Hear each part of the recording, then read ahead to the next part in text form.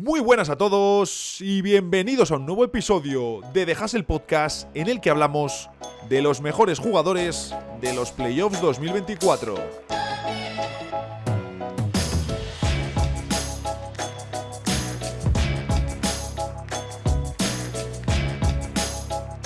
Se me hace casi hasta raro estar grabando 2 días seguidos. Grabé ayer martes para sacar el episodio del lunes, que no pude por esos retrasos. Y estoy grabando hoy, miércoles por la noche, porque en unas horas, son las 11:15 de la noche, en pocas horas, en 6 horas, salgo hacia Barajas para coger el avión a Berlín. Entonces, tengo que grabar ahora para que por lo menos el episodio salga programado cuando debe salir y que no haya más retrasos en The Hustle Podcast. Y bueno, pues porque normalmente también suelo grabar los miércoles para que esté el episodio el jueves.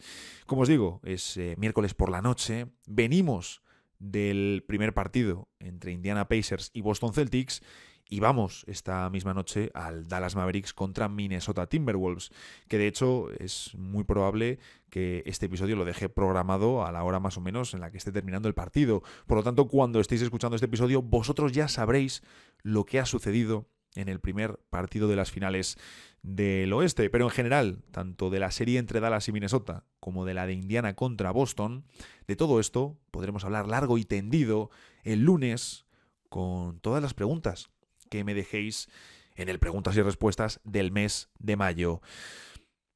De momento, de lo que hemos visto, que es poco, ese primer partido entre Indiana y Boston, ¿qué manera los Pacers de tirar a la basura la oportunidad, la fantástica oportunidad de robarle a Boston la ventaja de campo?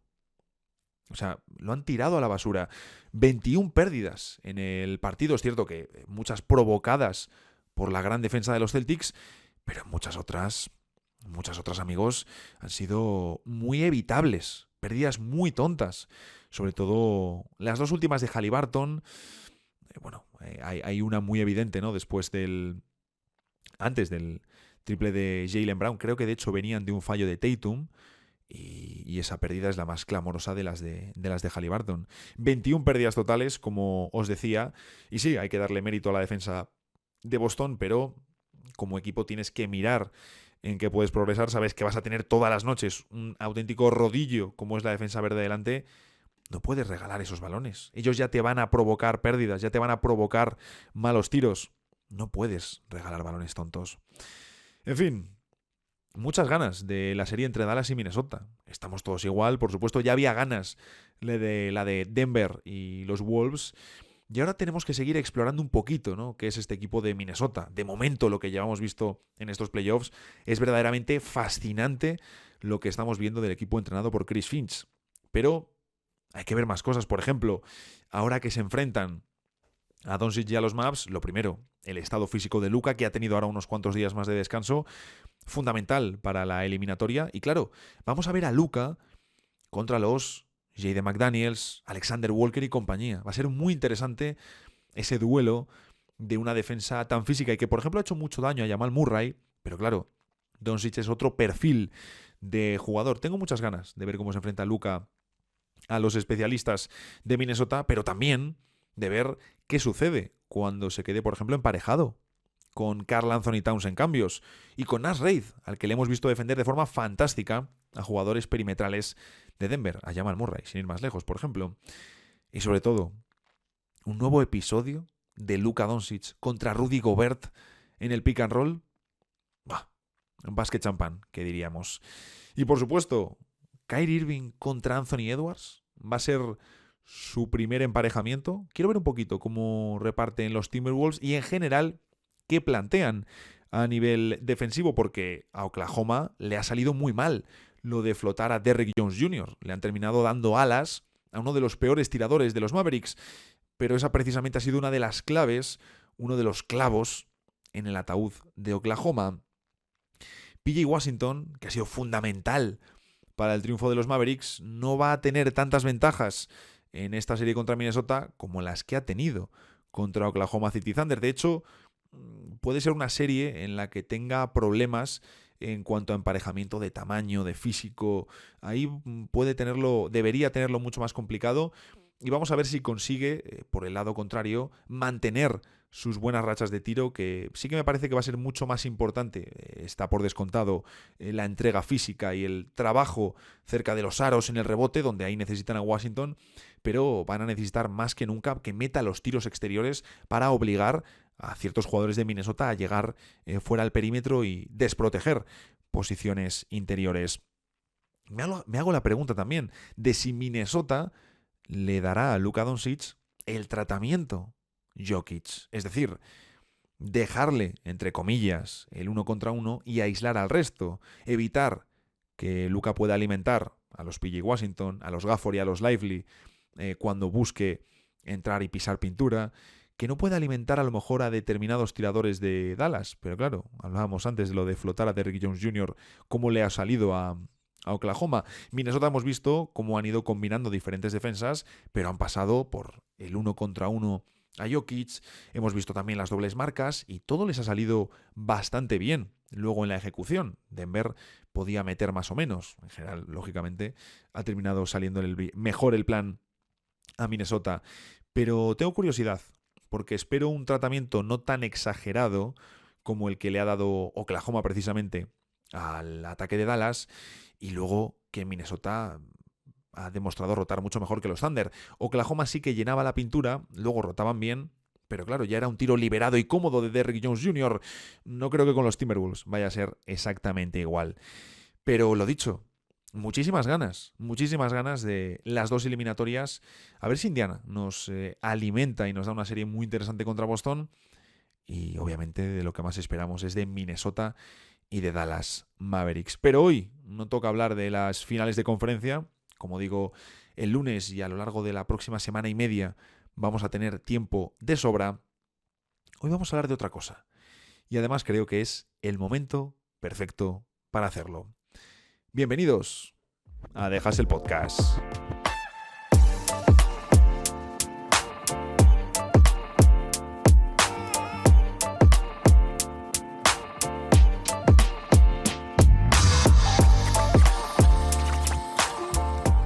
Me he propuesto ya a nivel interno, casi, el regresar a mi intención inicial, que era la de los episodios de, yo dije muy optimista, no, entre 25 y 30 minutos.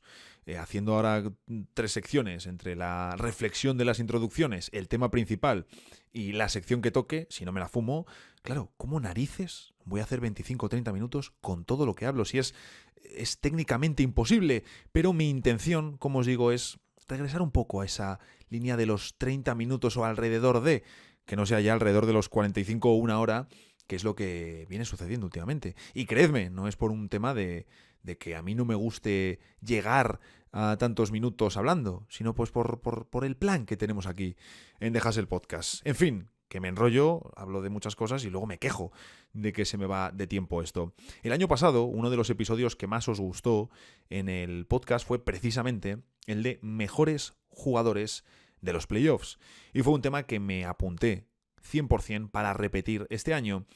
Y ya os comenté, oye, pues cuando lleguemos a las finales de conferencia, es un buen momento ya para analizar y medir un poquito, para poder señalar quiénes están siendo los mejores jugadores de los playoffs. Lógicamente la gran mayoría de equipos ya están eliminados y lo mismo alguno de los que mencionamos ahora pues tiene un final doloroso de postemporada. Si tú apareces muy arriba en esta lista, sigues vivo cuando grabamos, es decir, eres uno de los 4 equipos que continúa vivo en la NBA, pero haces unas malas finales de conferencia, seguro que se va a terminar con un sabor de boca regulero. Incluso habrá gente que hable de decepción.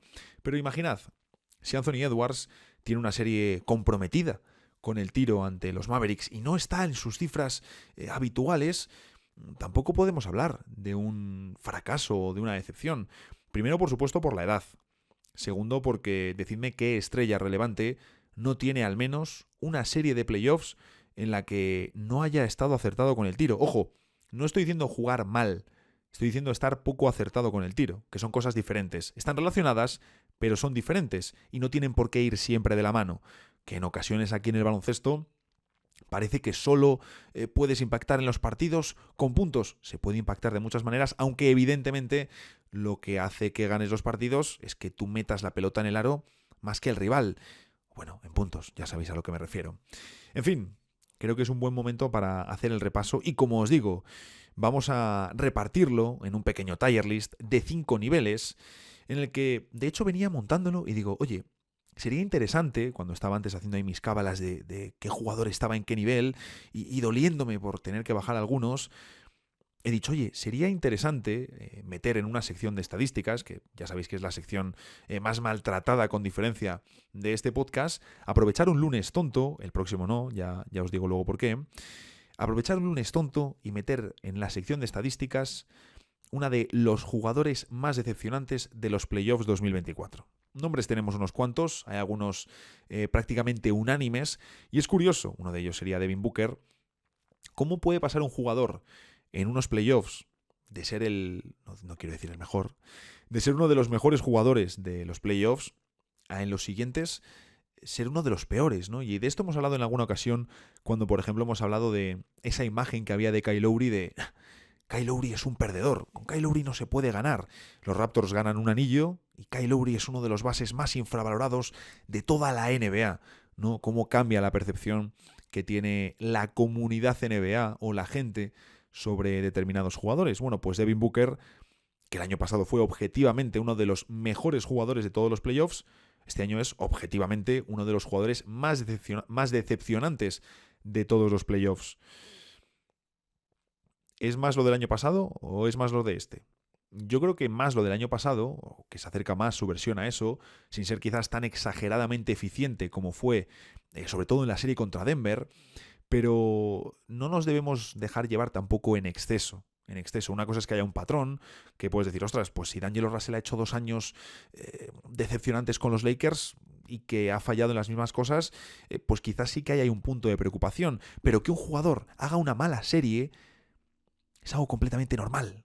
Entonces esto creo que es importante de cara tanto a este tier list como en general cuando veamos y hablemos de los playoffs. Como os digo, vamos a hacer varios niveles y vamos a ir de abajo arriba. Pero antes de meternos con estos niveles, sí que quiero hacer menciones a algunos jugadores que perfectamente podrían haber entrado en el tier list, pero es cierto que al final, por narices, los que van a entrar son las estrellas. Y claro, ¿qué medimos más? ¿A un jugador que ha rendido muy bien, pero su equipo ha caído eliminado? ¿O a un jugador que dentro de su equipo a lo mejor es el tercer o cuarto jugador y está haciéndolo muy bien y está siendo clave para que su equipo avance, pero que de la misma manera no tiene tantas responsabilidades como una estrella que a lo mejor ya ha sido eliminada y que ha sido eliminada no por su propio rendimiento, sino porque su equipo no está a la altura de lo necesario? Su equipo no tiene lo suficiente como para ser un verdadero candidato. Ya os digo que hay diferentes formas de medirlo. Hay diferentes formas de, pues cada uno, qué criterios considera superiores. Antes de eso, voy a hacer las menciones de honor que... si es que me enrollo más que... En fin. Mis menciones he metido a uno que es obligatorio como es Derrick White. Hemos hablado mucho de él en estos playoffs, de cómo llamarle complemento es prácticamente ya un insulto con este señor. Naz Reid, otro de los que más hemos mencionado, unos playoffs fantásticos, ya no solo por los puntos, que también, sino por todo lo que está haciendo, y en ocasiones porque esos puntos han llegado en momentos clave. Ya os comentaba el otro día que yo no miro tanto la estadística avanzada en playoffs, que incluso los números, obviamente hay que mirarlos, los porcentajes tienden a bajar, los de prácticamente todas las estrellas acumulan más tiros, hacen más puntos, pero lo suelen hacer con menos eficiencia. Y hay que mirar, por ejemplo, también el momento de los puntos, que esto es algo que sucede mucho en temporada regular, cuando sale bien de un jugador, hizo 35 puntos.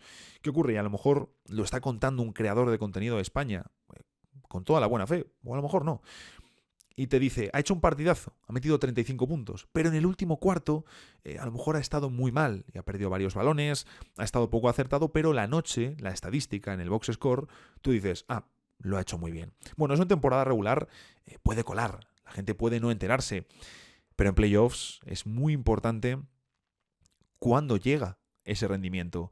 Y es prácticamente imposible que un jugador esté los 4 cuartos anotando al mismo nivel, tanto para bien como para mal.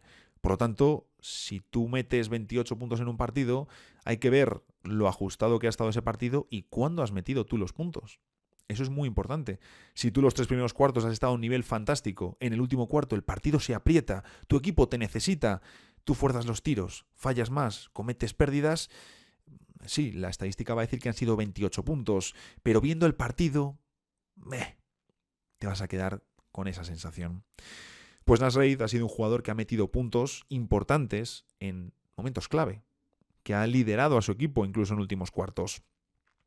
Dante Di Vincenzo, otro del que hay que hablar muy bien, por la entrega de minutos, por el rendimiento, por la defensa, por el acierto. Di Vincenzo, sin duda, merece ser mencionado. Y podría haber más, como por ejemplo PJ Washington, pero al quinto que he metido, es cierto que de todos estos será el que más se acerca a ser, bueno, de hecho ha sido All-Star ya. Jarrett Allen, un jugador que lo hemos hablado hasta su lesión, estaba siendo el segundo más importante en Cleveland.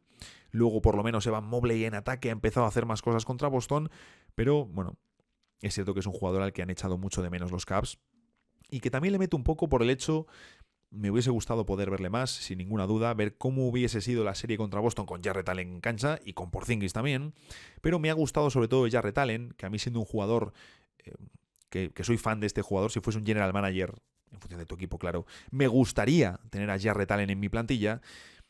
El año pasado le vimos mal, lo he comentado varias veces, los Knicks le superaron. Y oye, este año le hemos visto muy bien contra Orlando. Por lo tanto, me he quedado con ganas de poder más, con ganas de poder ver más al bueno de Jarrett Allen, que ya se está hablando mucho de que habría fuerte interés en este jugador si sale al mercado de traspasos. Bien, vamos a ir con los niveles. Como digo, aquí he considerado muchas cosas. He considerado, por ejemplo, las expectativas respecto al rendimiento de ese jugador. Y luego también, y está relacionado con lo que os decía de meter puntos y cuando los metes, el rendimiento más allá de los números. En el quinto nivel, pues en el quinto nivel hay 5 jugadores, en el cuarto hay 4, en el tercero hay 3, en el 2 hay 2 y en el 1, pues un jugador. Estaba a punto de meter 2, pero he dicho, vamos a respetar las normas del Tiger, porque si no ya empezamos mal. Bien, en el quinto nivel he metido a Paolo Banchero, jugador eliminado en primera ronda, que si bien es cierto no ha sido unos playoffs súper eficientes, creo que todo el hecho de que haya demostrado tanto carisma, tanto liderazgo, que ha tenido tramos de anotación verdaderamente fascinantes y que lo haya hecho en un equipo que no le facilita la vida, que no le da el espacio que él necesitaría y que tampoco le lleva al tipo de lanzamientos donde Banchero va a ser más efectivo, ostras, son unos condicionantes muy negativos. Es que de hecho Banchero, fuera de la defensa, no tiene prácticamente nada en Orlando que le permita explotar y enriquecer su juego. Es que la gran mayoría de las canastas de Banchero, creo que menos el último día, que sí que estuvo en ese pésimo Game 7, estuvo más acertado con el triple en el primer tiempo, es que la gran mayoría de canastas de Banchero han sido dame la pelota, yo me la guiso y yo me la como. Y lo ha conseguido muy bien, la verdad. Entonces, me ha gustado mucho como primer prueba para playoffs y seguro que el día que tenga un espaciado razonable, que tenga un manejador que le alimente, que sea un buen tirador sin balón, en fin, muy buena pinta lo que nos ha dejado Banchero este año, como digo, con unos condicionantes colectivos que para él eran muy negativos. En general, atacar en Orlando era un auténtico drama, pero más para el amigo Paolo. Luego he metido a Tyrese Haliburton, llevo con la garganta un poco renqueante unos días, a ver si no me molesta mucho en este episodio. He metido al amigo Tyrese Haliburton, que sabemos en general que desde aquella lesión de temporada regular no ha llegado nunca a tener el mismo ritmo de antes. Al final es el iniciador de la ofensiva de Indiana. Creo que se puede discutir si Pascal Siakam ha estado, no sé si a un nivel superior, pero desde luego más constante y regular, siendo a lo mejor casi siempre en un 7,5-8. Haliburton más subidas y bajadas en cuanto a su rendimiento. Y luego también que es un jugador que a nivel defensivo nos deja algunas imágenes muy malas de desconexiones, de que muy fácilmente le meten un corte y no se entera o se queda atrás. En fin, por ahí tiene trabajo que hacer. Y luego en ataque sí que me gustaría, lo comentaba en el hilo de Twitter después del Game 1, me gustaría ver más variedad en su ataque cuando tiene que anotar. Porque hay veces que Indiana necesita que Haliburton haga puntos y ahí percibo cierta dependencia del triple en Haliburton. Entonces me gustaría ver un poquito más de variedad. Luego, el amigo Jaylen Brown. Es que me pasa con estos Celtics que claro, como das por hecho su rendimiento, das por hecho lo que hacen, de repente estaba haciendo la lista y digo, si no he metido a Jaylen Brown, y ya le estoy metiendo en el quinto nivel, que creo que por rendimiento podría asomarse al cuarto, pero creo que el quinto es justo para él.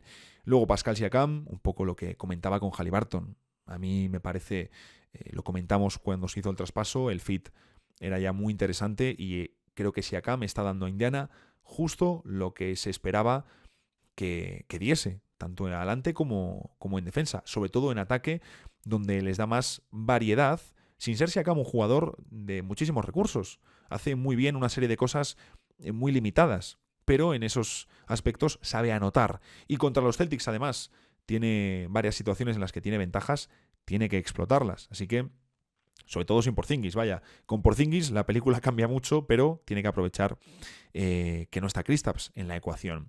Y debo decir que el último jugador al que he metido ha sido el que más debate he tenido. Por cierto, he movido a uno del quinto nivel al cuarto nivel, que ahora os comento quién es, pero tenía dudas. He terminado metiendo a Joel Embiid. Estaba pensando en Karl Anthony Towns, estaba pensando incluso en Chris Middleton. Mi decisión ha sido entre Anthony Davis y Embiid. Creo que los playoffs de Davis han sido, en general, notables.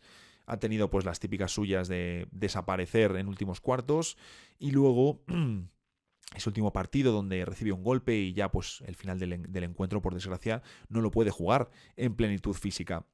Con Davis sabemos que siempre pasa algo, ¿no? Y si no es que se lesiona, es que simplemente desaparece y se fumiga de la parcela ofensiva en los finales de partido, que es justo cuando más necesitarían los Lakers de él.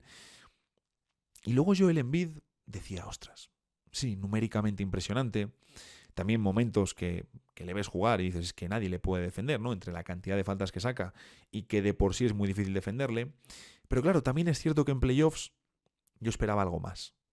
No sé si de Nick Nurse, no sé si del propio Embiid, que tuviesen algo más que ofrecernos.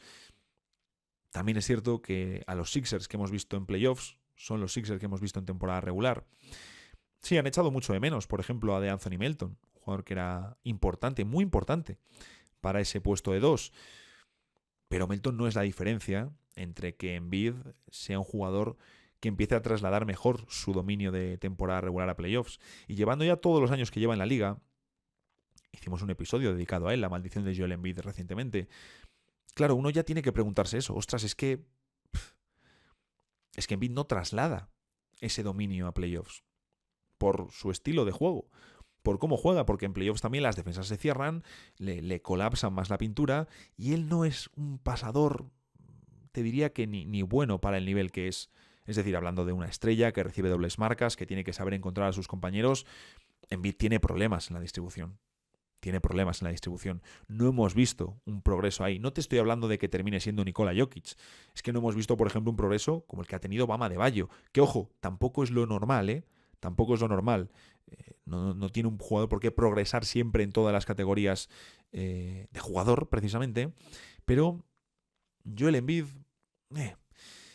sinceramente me he quedado con él porque al final, cuando él no está, los Sixers se derrumban y cuando él está es otra la película. Aun siendo muy complicado y que en ataque no es algo natural y no sale fluido, pero hay argumentos sin duda para bajarle, pero me cuesta mucho hacer 5 niveles de estos playoffs sin meter a Joel Embiid. Vaya. En el cuarto nivel, 4 jugadores. El primero al que he puesto, y le consideramos el mejor de este nivel en cuanto a rendimiento en los playoffs, Jason Tatum. Ponía en Twitter, después del Game 1 entre Pacers y Celtics, que Jason Tatum siempre o casi siempre nos deja la sensación de que podría hacer más. A mí al menos me la deja. Pero claro, es que lo piensas y dices, ostras, es que ya está haciendo muchas cosas. A nivel defensivo, donde incluyo también trabajar en el rebote, a nivel de mover la pelota, creo que en general ha mejorado mucho como jugador, creo que incluso en su selección.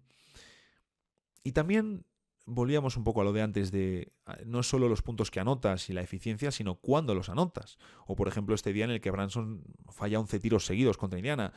Hombre, no voy a crucificar yo a Branson por eso con los playoffs que se ha marcado, Pero claro, si fallas 11 tiros seguidos justo cuando el otro equipo está tratando de marcharse en el marcador, luego en la segunda parte mejoras, pero quizá ya estás llegando tarde.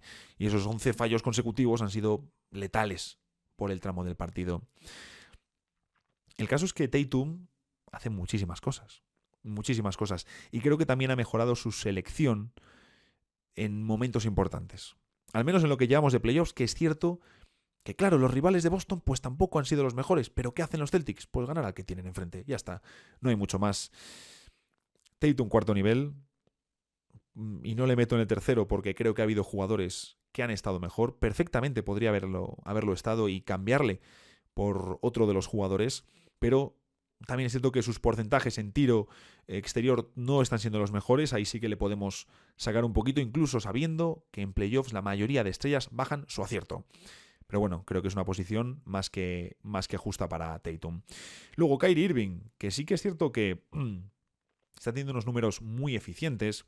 También está teniendo partes en las que desaparece demasiado, y él mismo lo ha contado, pero es que en definitiva está siendo uno de los mejores jugadores de playoffs y uno de los más diferenciales. Y al que hemos visto también trabajar en defensa. Por lo tanto, creo que Kyrie Irving tiene que estar en este cuarto nivel y es un factor diferencial para que Dallas Mavericks siga avanzando. Fijaros que en el cuarto nivel he metido a otro jugador de Philadelphia 76ers y le he metido por encima de Joel Embiid. Pensaba, ostras, meter dos jugadores de los Sixers cuando les han eliminado en primera ronda, lo mismo no tiene ningún sentido, pero digo, bueno, es que si mi otra opción es Anthony Davis, voy a meter dos de los Lakers y también les han eliminado en primera ronda. Por tanto dije, bueno, al final, pues el que crea que lo merece más. Y Tyrese Maxey creo que tiene que estar en este cuarto nivel de lo que llevamos de playoffs, porque en más de una ocasión nos ha parecido el mejor jugador de los Sixers por encima de Joel Embiid, y de hecho puede que incluso su estilo de juego sea más, bueno, puede no, es más trasladable a playoffs. Aquí no voy a apuntar mucho más, es un jugador joven que está progresando muchísimo, que lleva 2 años con un crecimiento salvaje en la NBA y que lo siguiente que le faltaba era justo lo que ha hecho este año, demostrar en playoffs. Y terminamos el cuarto nivel con el jugador al que tenía originalmente puesto en el quinto nivel, pero al que he decidido meter en el cuarto, y que es LeBron James, el más alto que aparece eliminado, porque al final ha caído en primera ronda y aparece en este cuarto nivel. No hay por encima jugadores que hayan caído tan pronto. Realmente solo le tenemos a él y a Paolo Banchero, y al final es que el nivel de LeBron James ha sido altísimo en estos playoffs.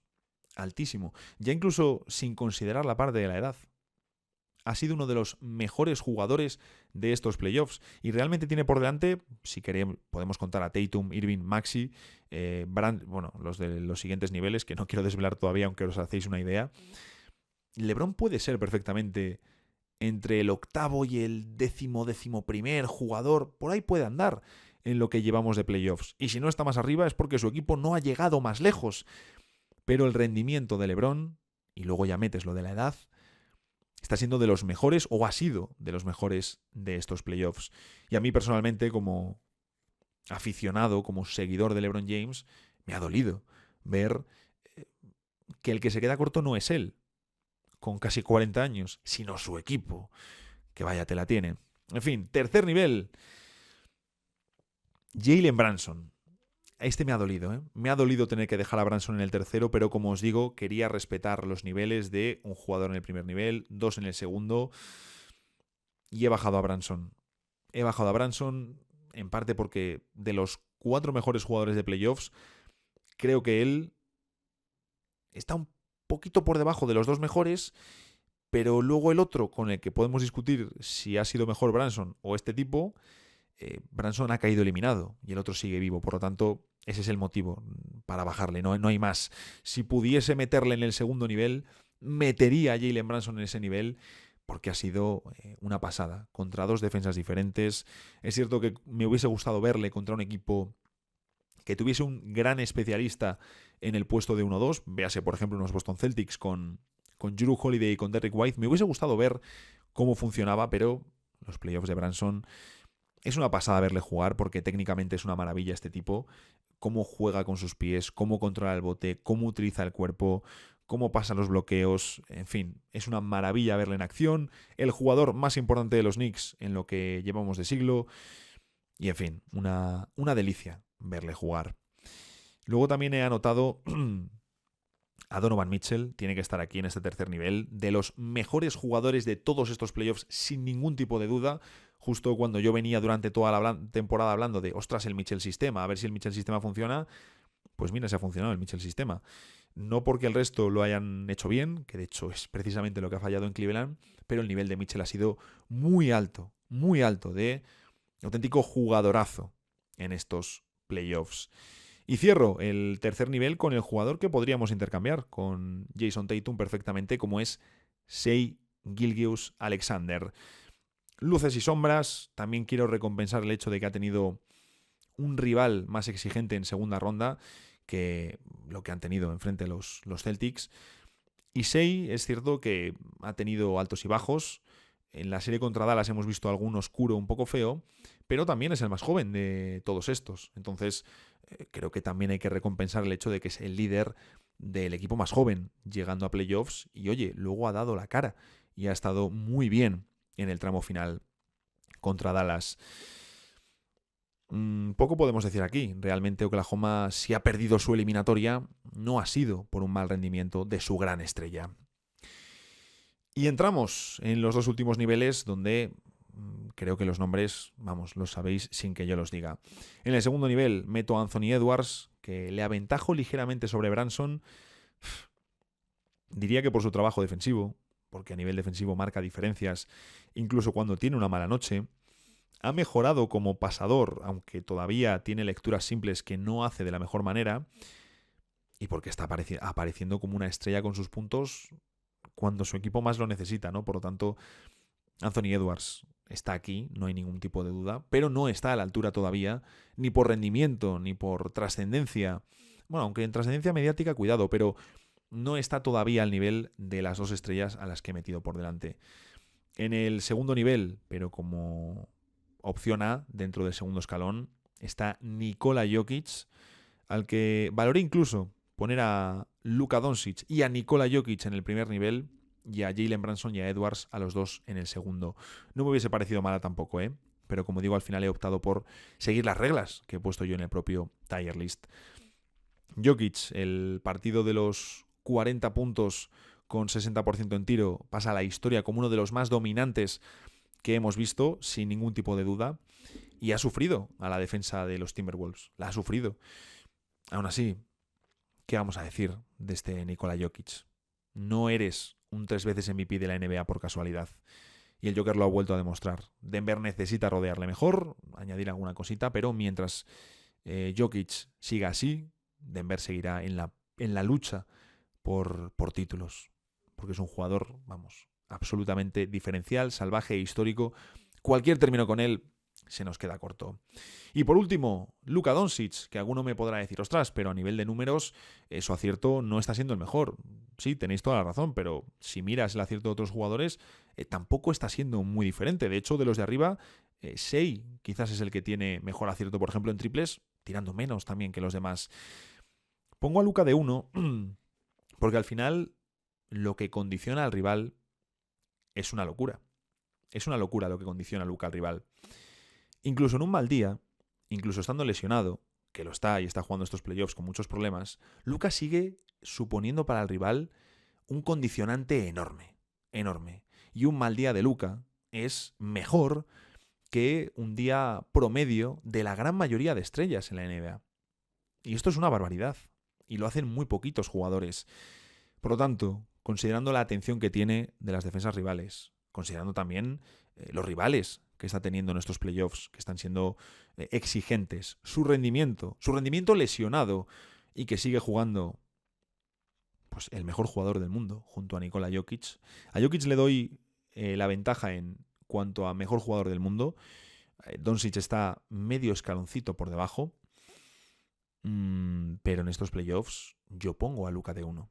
Y le pongo de 1 de nuevo porque está jugando lesionado. Y lo sabemos. Y esto para mí es un factor enorme.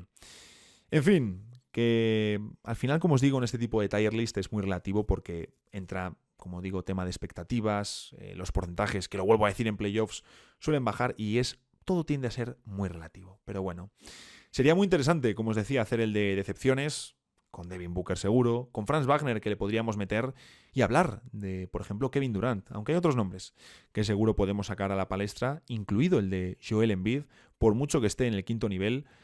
Creo que se puede hablar también como un jugador decepcionante en playoffs, siendo ya uno de los que mejor rinde. Es paradójico, pero creo que es bastante real. En fin, como conclusión, los mejores de estos playoffs, y aquí sí que no tengo ningún tipo de duda, Luka Doncic y Nikola Jokic, y si bajo medio escalón, encuentro a Jalen Brunson y otro medio escalón, encuentro a Anthony Edwards. Aunque luego haya puesto a Brunson en el tercer nivel, bueno, me da un poco igual, lo he hecho como digo, porque uno sigue vivo y el otro no.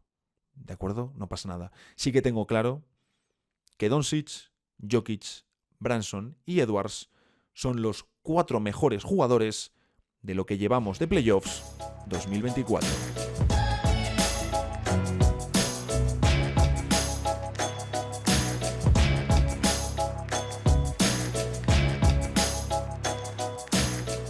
Hoy es jueves y eso en The Hustle Podcast significa que tenemos la sección de noticias.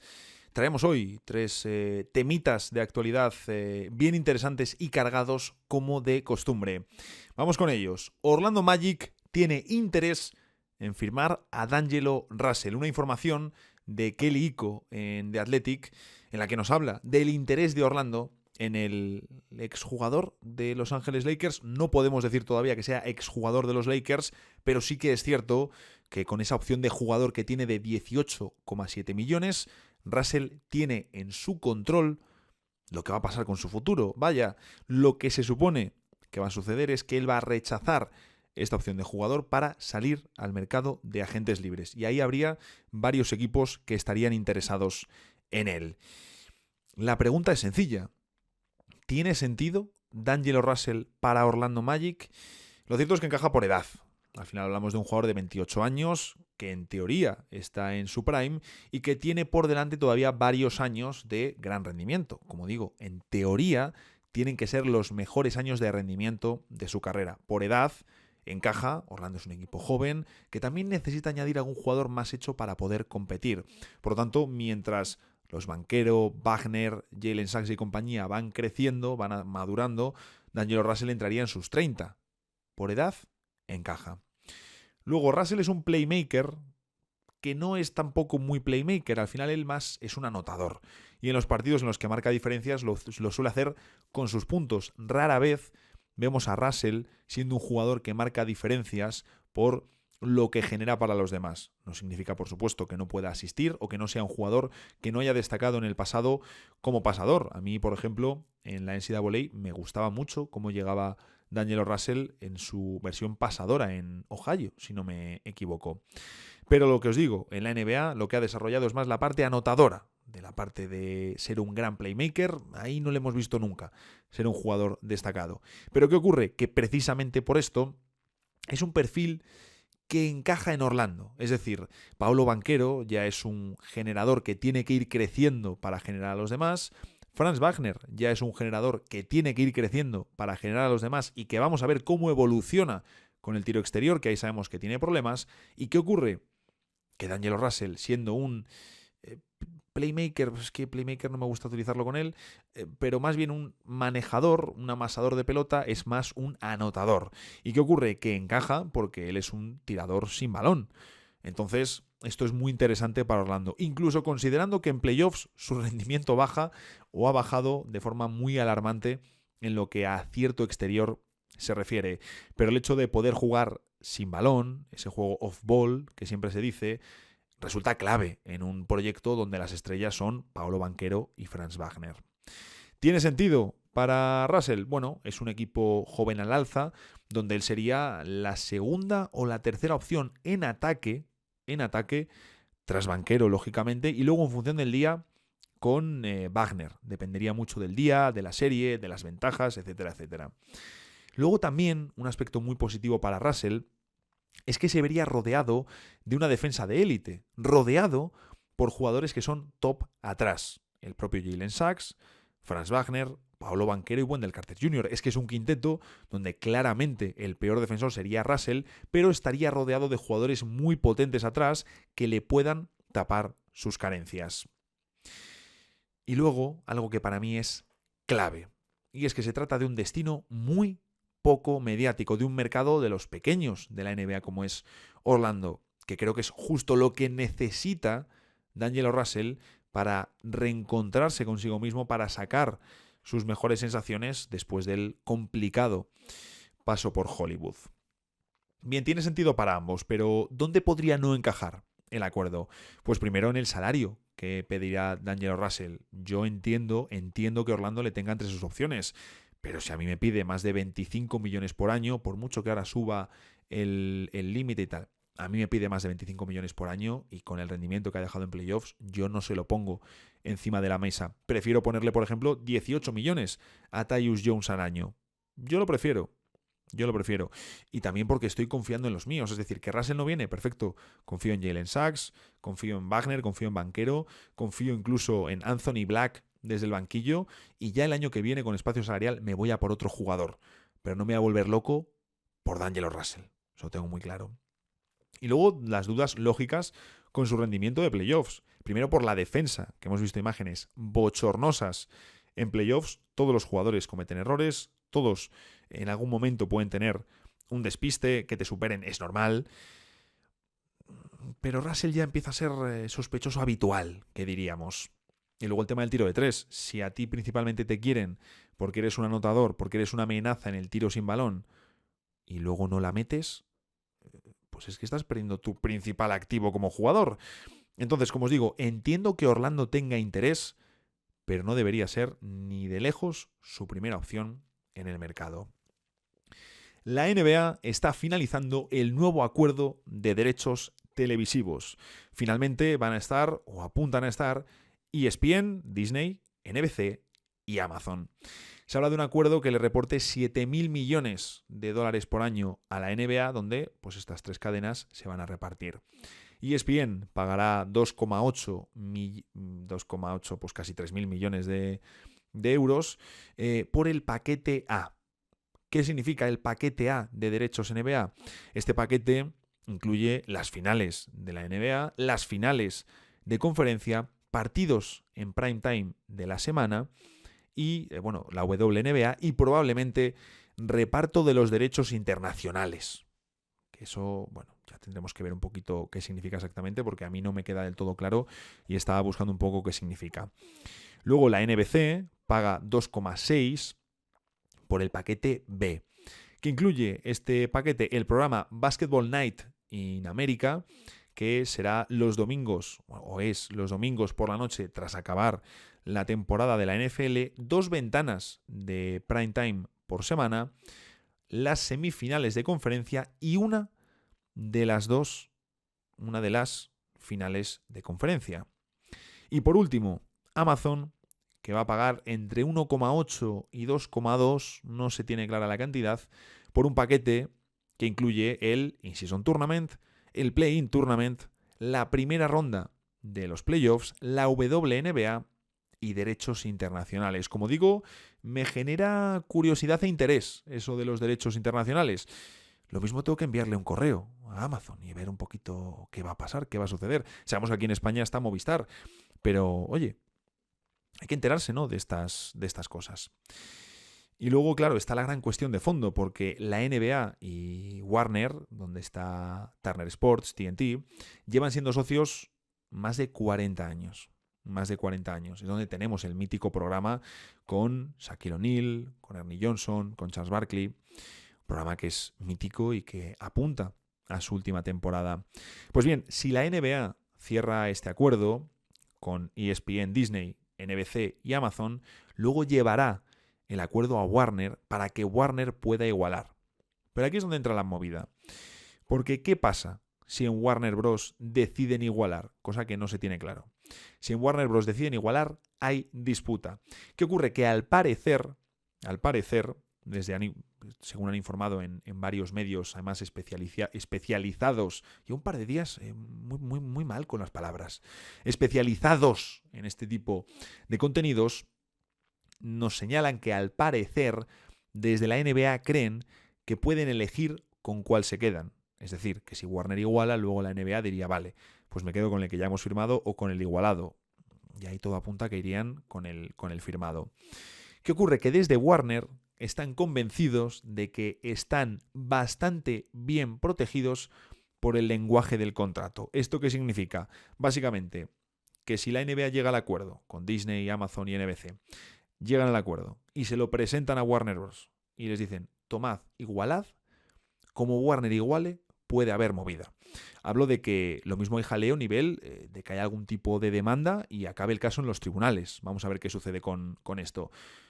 Si no igualan, pues no habrá jaleo y tendremos el nuevo reparto de los derechos televisivos. Vamos con la última, muy pero que muy interesante. Jalen Brunson apunta a firmar otro contrato brutal para los New York Knicks. Ya en la actualidad es uno de los mejores contratos de toda la liga. Recordemos que Brunson se marchó de Dallas para firmar con los Knicks por 4 años y $104 millones en julio de 2022. Una media de 26 millones por año. Y encima, contrato descendente. ¿Qué significa? Que en la 2023-2024, la que acaba de terminar, la temporada que ha terminado para los Knicks, Brunson estaba cobrando 26,3 millones. Pero es que la próxima temporada, la 24-25, serán 24,9. Y luego tiene una opción de jugador para la 25-26 por otros 24,9 millones de dólares. Un contrato maravilloso. Pues esperad que viene lo bueno, porque según Steve Popper del Newsday, Brunson renovará este mismo verano de 2024. Y es que los Knicks le pueden ofrecer hasta 4 años y 156 millones de dólares. Una oferta que Brunson querría firmar. Ya sabemos que Jalen, él incluso cuando contaba todo el caso de Dallas, él prima la seguridad. Oye, que en un año te podemos ofrecer más dinero, déjate de historias. Que hay un contrato de 100 y pico millones en la mesa, pónmelo ahora mismo y lo firmo y me olvido de que si negocio, de que si no sé qué, de tensiones y de historias. Ponme el dinero y ya está. Si yo estoy feliz aquí, ¿para qué quiero más? Me parece muy interesante este enfoque, precisamente cuando lo que se lleva en el mundo actual es todo lo contrario, ¿no? Pero como digo, ¿qué ocurre? Que los Knicks, el año que viene, el próximo verano, o sea, el de 2025, le podrían ofrecer una renovación de 5 años y 270 millones. Muchos millones más, y que le meterían un sueldo de su rendimiento, de ser uno de los mejores jugadores de la liga. Pero como digo, las dos partes querrían firmar el nuevo acuerdo cuanto antes. Los Knicks, porque se ahorran una barbaridad de dinero, y Brunson porque se asegura su futuro. ¿Qué ocurre? Que de firmar el nuevo acuerdo, el nuevo contrato que Brunson firmaría, vendría a sustituir la opción de jugador que él tiene. ¿De acuerdo? Él tiene esa opción de jugador para la temporada 25-26, pues este contrato vendría a eliminar esa temporada y a situarse desde entonces. Es decir, que si Brunson renueva esos 4 años y 156 millones, estaría firmando con los Knicks, atando su futuro a la gran manzana hasta la 2028-2029. 32 años de edad, es decir, pillar lo mejor de la carrera de Jalen Brunson y a un precio maravilloso. Porque si ahora está en un contrato de 26 millones de media, con el nuevo, le ataría, lo vuelvo a remarcar, le ataría durante todo su prime en Nueva York, la media sería de 39 millones anuales. No llegar a 40 de media, siendo el jugador que es en la NBA actual, es una barbaridad y una victoria enorme para los Knicks, que no han tenido un base así en todo el siglo y que se encontrarían con uno de los caramelos de la NBA. Y luego, por evolución, pues hombre, sí que debería haber años por encima, ¿no? Pero bueno, aún así, vamos a ver un poquito cómo queda todo esto. Me refiero a años por encima de los 39 de salario, ¿no? Que sabemos que luego esto cambiará y algún año pues serán 44. Pero aún así, lo importante es el monto total y eso sería una barbaridad de acuerdo para los Knicks. Sam Charania también nos cuenta que los equipos están pendientes del caso de Julius Randle, que tiene una opción de jugador en 2025, es elegible para renovar este verano y vamos a ver si su futuro está atado a largo plazo a Nueva York, porque el objetivo de los Knicks este verano, tal y como nos cuenta Fred Katz en The Athletic, es conseguir una gran estrella. No menciona ningún nombre en concreto de, oye, los Knicks quieren a este tipo, pero sí nos dice que van a estar pendientes de los grandes nombres que puedan salir al mercado. Y ahí usar a Randle sería la verdadera clave, porque además tiene renovaciones fundamentales este próximo verano, como a Isaiah Hartenstein, que vamos a ver si le pueden retener, viene de un temporadón, y sobre todo O.J. Anunoby. Anunoby va a llevarse pastizal, y de hecho no me extrañaría para nada que el contrato de Anunoby esté muy cerca en cuanto a cifras del de Jalen Brunson. Vamos a ver por qué. Al final es uno de los mejores en lo suyo y va a estar muy demandado este mercado. Cuidado porque se puede marchar. Cuidado, no hay ningún tipo de vínculo, se supone que va a continuar, los Knicks le pueden poner la mejor oferta, pero yo creo que va a haber una auténtica guerra por O.J. Anunoby. En fin, que cuando escuchéis esto, yo voy a estar o en Berlín o llegando a Berlín, salvo que lo estéis escuchando, bueno, si lo escucháis el viernes, pues estaré allí tranquilamente, y si lo escucháis el sábado por la tarde, ya no me pillaréis por allí, pero bueno, os contaré un poquito en el próximo episodio también qué tal ha ido la aventura berlinesa. Que el próximo día, por cierto, tenemos el preguntas y respuestas de mayo. Por eso no puedo meter en la sección del lunes los peores jugadores, las decepciones de los playoffs de 2024, porque ya vamos a tener bastante con las preguntas. Empezaré a pedirlas, imagino, el viernes. Si no las pido el viernes, las pediré el sábado. ¿De acuerdo? Entre viernes y sábado recolecto preguntas, el domingo prepararé un poquito el episodio y el lunes por la mañana grabamos. También quiero contaros, para terminar, que estoy buscando sponsor o patrocinador para el podcast. Tengo ya un par de propuestas, estoy estudiándolas bien para hacerlo todo en condiciones. ¿Y qué ocurre? Que al final, como el objetivo es llevar todo esto, dejas el podcast y el canal de YouTube al siguiente nivel, uno de los pasos es el patrocinador. Si sabéis de alguien, un particular o una empresa un poquito más grande que pueda estar interesado, dejas el podcast es siempre la solución. En fin, qué bien se queda uno grabando a tiempo y sabiendo que esto va a estar programado cuando toca. Me encanta que en un día que os digo, a ver si puedo volver a alrededor de 30 minutos, me lo paso absolutamente por el forro y sigo siempre pues en los tiempos habituales. En fin, ya sabéis, porque es lo importante, a disfrutar de los primeros días de finales de conferencia y nos vemos por aquí el lunes en el próximo episodio de Dejas el Podcast.